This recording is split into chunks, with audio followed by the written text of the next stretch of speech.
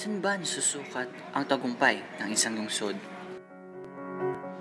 Sa matatayog ba ng mga gusali at istruktura? Sa dami ba ng bihikulo o sa lawak ng kalsada? Sa mga naglalaki-hambang mga pasyalan o parke? O sa pamilyang natutulungan ito?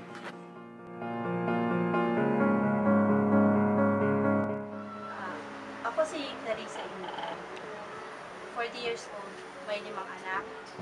32 years na kaming nakatira dito sa hotel. Ang kwento sa likod ng pamilyang Muntinlupeño.